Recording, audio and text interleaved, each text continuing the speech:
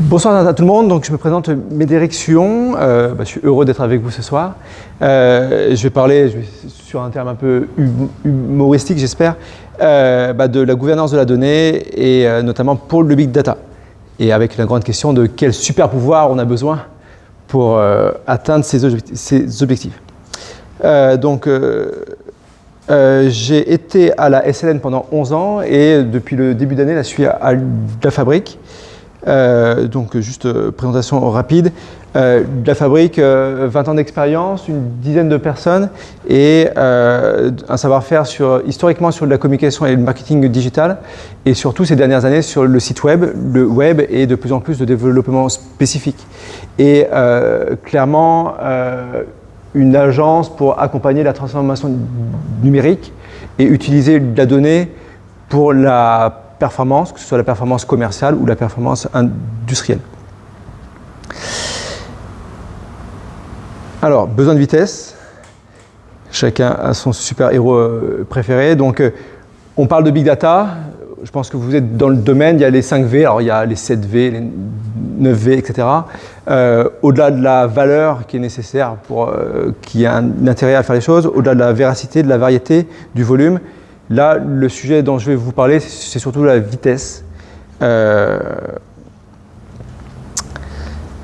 Et pour parler concrètement, cette vitesse de données, si on regarde le e-commerce, il y a des exemples où des équipes marketing vont prendre plusieurs jours à traiter de la donnée pour faire des campagnes de ciblage, pour proposer des offres promotionnelles. Et après ce temps de travail et cet effort, ils envoient les pubs et les promotions. Et finalement, le résultat est bon parce qu'ils ciblent les clients qui sont intéressés par les produits, sauf que les clients, entre-temps, ils ont déjà acheté le produit. Donc, ils reçoivent 2 jours après, vous auriez pu avoir le produit que vous avez acheté la veille à 15% de moins ou autre chose. Donc, dans le cas commercial, la vitesse a un vrai apport parce qu'il faut que l'expérience client soit au rythme aussi de ce qu'on veut lui proposer. Autre exemple dans lequel j'ai baigné depuis une dizaine d'années, c'est ce qu'on appelle l'industrie 4.0, donc la donnée au cœur de la performance industrielle, et notamment sur tout ce qui est suivi de production et chaîne logistique. Et la production, pour ceux qui connaissent un petit peu, donc ça peut être typiquement en 3 équipes, et si on a de la donnée, des données de performance, et où on détecte des écarts, c'est toujours mieux au cours de l'équipe de remonter des problèmes que se rendre compte avec l'équipe d'après que ça ne va pas et finalement faire corriger à quelqu'un d'autre les problèmes qu'il y a eu avec l'équipe d'avant. Ou encore pire, que l'équipe finalement parte en repos et qu'elle n'ait pas forcément le feedback, elle n'ait pas d'apprentissage de ce qu'il aurait fallu bien faire pour assurer la qualité. Donc cet enjeu de vitesse sur la partie performance, et notamment performance industrielle, elle est de plus en plus clé. Et c'est ce qui a été mis en place là, ces dernières années dans un centre d'opération. Donc c'est un des opérateurs industriels qui a une usine à Nouméa, donc je pense que c'est assez simple, et où j'ai eu la chance de mettre en place une équipe d'une dizaine de personnes dans un centre d'opération qui collecte les données en temps réel. Donc ensuite, il faut voir qu'est-ce qu'on appelle le temps réel, mais globalement, l'ambition, c'était que les écarts de performance, qu'ils viennent des engins, qu'ils viennent des installations, qu'ils viennent des navires, soient détectés dans les 15 minutes. Et qu'on puisse justement intervenir en moins d'1 heure, déjà être sûr qu'au niveau du terrain, les gens soient conscients de ces écarts de performance et derrière de réagir. Tout ça pour assurer la bonne production. Donc il y a eu un super reportage de Néotech sur le centre d'opération, si jamais ça vous intéresse. Donc pour parler un peu technique quand même, là il y a ceux qui sont plutôt des fans de Superman. On parle de data, historiquement, il y a des applications qui ont leur reporting et ce qu'on appelait à l'époque les infocentres, où c'est un reporting qui est finalement autant siloté que les applications. Ensuite, il y a eu toute la démarche de BI avec les ETL, les entrepôts de données, où on a voulu faire l'intégration entre les données, croiser, et ensuite exposer les données intéressantes, mais issues de différentes sources, aux différents métiers. Ce qu'on appelle les data marts, les magasins de données. Ces dernières années, avec le big data, avec justement ses besoins de vitesse, avec la variété des types de fichiers, etc., il y a tout ce qui est not only SQL qui s'est mis en place, il y a Hadoop qui est arrivé, etc. Et ça, clairement, je parle de Superman parce que là, sans le cloud, sans la scalabilité du cloud, c'est quand même compliqué de mettre en place ce genre d'architecture. On parle de scalabilité, on parle de disponibilité, on parle de prix. Alors, le prix du cloud n'est pas forcément aussi compétitif par rapport des fois à des infra locales, mais le prix de la scalabilité, clairement, ça, on n'aura jamais aussi scalable que le cloud. Voilà. Et donc, pour parler de concret, l'architecture qu'on avait mis en place pour le centre d'opération, ou qui est toujours en place pour le centre d'opération, il y a notre BI historique que je considère à froid, donc avec la remontée une fois par jour, donc c'est la partie basse, pour le reporting classique, où on va croiser les données avec la compta, les RH, la GMAO, etc. Mais on a mis en place pour nos besoins de BI à chaud, d'abord un ETL qui a été fait maison avec des remontées tous les quarts d'heure et qui est arrivé au niveau du cloud, typiquement un Power BI. Et on a mis aussi en parallèle du NoSQL pour capter des messages et être vraiment dans des messages typiquement d'alerte. Un des exemples, c'est sur les pneus des engins. On a déployé des capteurs et il y a un risque d'explosion. Ça peut arriver qu'un pneu explose. Ça n'arrive pas tous les jours, mais ça peut arriver. Et le fait de détecter des montées en température dans les minutes qui suivent, ça a une vraie valeur potentiellement de sécurité. Et voilà, donc le fait d'avoir cette vitesse de remontée d'informations est clé. Et il a fallu que l'on aille sur une structure orientée data. Et voilà, donc ça reste une architecture assez complexe, parce que finalement il y a plusieurs pipes, etc. Mais on a réussi à avoir ces différentes vitesses. Et oui, et j'ai mis en bleu foncé les éléments qui sont dans le cloud. Donc on a une architecture qui est hybride entre de l'on-premise et du cloud, pour différentes raisons. Voilà. Et là où je voulais en arriver, c'est surtout qu'on s'est rendu compte d'une limitation organisationnelle et pas technique, parce qu'on avait une stack il y a une stack qui est en place, mais finalement, organisationnellement, la qualité de la donnée était gérée plutôt une fois par semaine, parce qu'on avait du reporting une fois par semaine, où il y avait du reporting à la direction, on va dire, une fois par semaine. Donc les données étaient validées par les surintendants, puis les cadres, pour que ça soit propre une fois par semaine.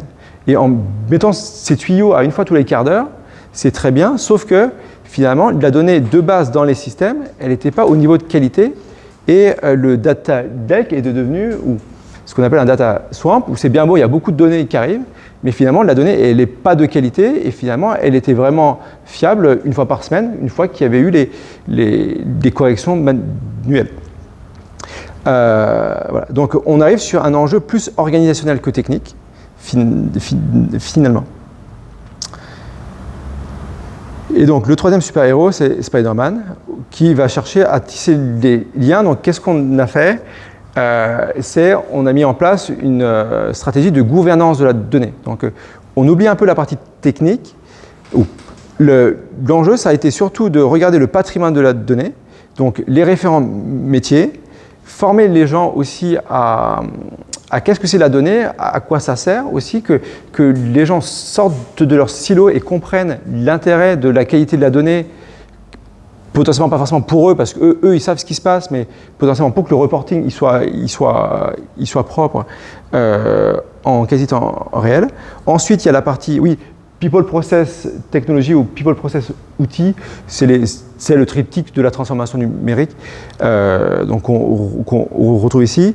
Donc sur la partie scan, donc cartographie, au-delà des personnes qu'il faut former et définir des référents, on a fait toute la partie dictionnaire, donc la partie sémantique autour de la donnée, avoir les mêmes définitions, le même vocabulaire, parce que typiquement, il y a différents sites qui remontaient de la donnée, il n'y avait pas forcément les mêmes définitions sur les indicateurs, etc. C'est des choses que vous vivez peut-être. Et derrière, sortir les linéages de flux de données, ça permet vraiment de voir comment la donnée passe dans tout le système d'information. Ensuite, une partie plane pour définir la nouvelle organisation, avec les rôles et responsabilités, comment cette gouvernance est mise en place, et derrière, des processus détaillés de comment on assure la qualité de la donnée. C'est bien beau de dire, OK, la donnée, elle n'est pas bonne, il faut que les référentiels d'engins ils soient à jour, il faut que les pointages sur les activités, les statuts des engins soient faits dans la demi-heure, etc. Ensuite, il faut le faire, il faut que ce processus soit mis en place. Et ensuite, la partie implémentation, avec les mises en place de l'organisation, les fiches de poste, les formations, et c'est tout ce qui est autocontrôle du processus autour de la gestion de la donnée. Je voulais partager avec vous le fait qu'on s'est appuyé sur un outil qui s'appelle le Data Galaxy, qui a permis d'avoir sur la même plateforme à la fois des enjeux fonctionnels, donc plutôt en vert, et des enjeux techniques, on va dire, en bleu. La partie verte, c'est typiquement des glossaires, donc avec des définitions, de la sémantique. Les usages, donc déjà cartographier les rapports, donc qui utilisent ces KPI qui sont définis dans les glossaires, mais ça peut être aussi juste des écrans, etc. Et finalement, on se rendait compte qu'une donnée de production, elle était accessible sur des dizaines d'usages, entre des rapports, et que des fois, quand on compare les chiffres, c'était pas aussi cohérent que ça. D'où la partie, donc ça, la partie verte, c'est plutôt le métier, donc dans ce cadre, le centre d'opération qui était en charge de bien définir c'est quoi les définitions, quels sont les rapports qu'il faut utiliser, quels sont les éléments de référence. Et ensuite, la partie technique, donc côté informatique, était en charge de mettre à jour ce que Data Galaxy appelle des dictionnaires, en fait, c'est des bases de données, au sens où sont stockées les données, dans quelle table, quelles sont les données, définir quelles sont les données notamment de référence, et les traitements, donc comment les données vont passer de dictionnaire en dictionnaire. Et typiquement, ça permet d'accéder ensuite alors ça c'est un schéma où j'ai dû enlever un certain nombre de choses, mais globalement, ça donne de la visibilité sur le flux de données, de la source aux usages. Donc typiquement, l'usage ici, c'est Power BI avec ses différents rapports, et voir ce qui se passe, et on peut en profiter pour évaluer le niveau de maîtrise aussi de la donnée sur ce qui était bien connu, bien catalogué, bien documenté, et des points qui étaient potentiellement un peu plus faibles. Et ce qu'on peut voir, c'est que typiquement sur les sources, c'était un peu plus faible. Pourquoi ? Parce qu'il y a pas mal de sources qui sont liées soit aux automatismes, donc d'informatique industrielle, soit à des API, et des API en fait qui n'étaient pas considérées par l'informatique, par l'IT, comme part de son système d'information. L'IT avait tendance à considérer ce qu'il y avait sur des serveurs en local comme le système d'information, mais elle ne s'était pas intéressée finalement aux sources de données type API, ou que l'on a de plus en plus, et où c'est important de savoir quand même d'où ça vient. Voilà. Donc, un des règles que je voulais vous évoquer, c'est que justement, c'est important de comprendre cette toile de données et comment elle va de la source à l'usage. En termes de conclusion, ce que j'aimerais vous passer comme message, c'est que pas besoin de super pouvoir finalement. Le sujet, c'est plutôt un sujet d'organisation et d'outils, et surtout avec, comme d'habitude, le sujet de l'humain au centre du dispositif. On a besoin du big data, de toute manière, c'est le sens de l'histoire. Qui peut faire du machine learning sans big data ? On a besoin du cloud parce que c'est un des supports de ce big data, mais ne pas oublier la partie métier, la partie organisationnelle, parce que attention à ce que le data lake ne devienne pas un data swamp. Et je voulais ouvrir à la fin du speech sur l'approche data mesh dont on parle de plus en plus, qui est vraiment quelque chose qui est équilibré entre des piliers techniques et des piliers organisationnels. Et voilà, je suis à vos dispositions si vous voulez discuter de ce sujet qui m'intéresse beaucoup. Voilà.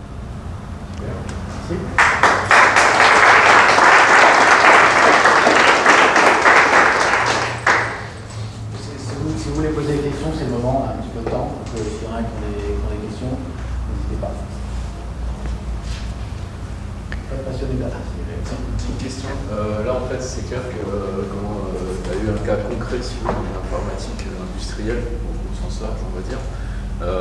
Après, comment déployer des process pareils, des techniques pareilles d'organisation de data, comment tu le verrais dans des entreprises non industrielles, justement, ou alors des petites industries, parce que l'intérêt de traiter la data aussi bien de la stocker que d'analyser, que de faire des retours sur les opérateurs terrain, on le voit sur une grosse structure comme ceux dont on parle.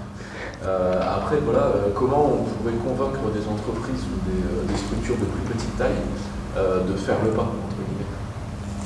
Alors, très bonne question. C'est clair que s'il n'y a pas une volonté d'aller quand même vers un peu le data-driven, c'est un peu compliqué. Ensuite, je pense qu'aucun dirigeant actuellement est contre le data-driven.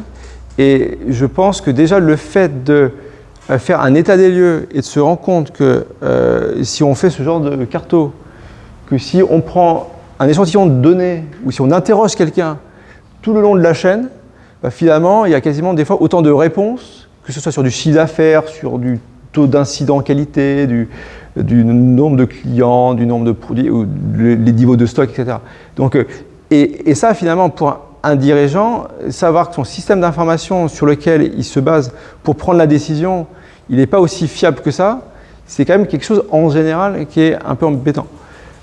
Ensuite, est-ce qu'il faut être une grosse structure pour regarder de la qualité de la donnée? Je ne le pense pas. Alors, est-ce qu'on a besoin d'outils aussi gros? Peut-être pas, parce que la complexité n'est pas forcément là. Ensuite, le sujet de la culture de la donnée, c'est bien ce qu'on voit en différence entre les digital natives, donc les startups qui sont dans la data, il y en a aujourd'hui, qui sont conscients de l'intérêt, de la valeur de la data depuis le début, et des entreprises plus anciennes, finalement, où l'informatique est arrivée en plus du cœur de métier, et où finalement il faut convaincre, et c'est un peu ce qu'on a dû faire, que si c'est important d'avoir le bon nombre de camions de rentrer dans le système, parce que ça donne quand même de la quantité de production, c'est quand même important.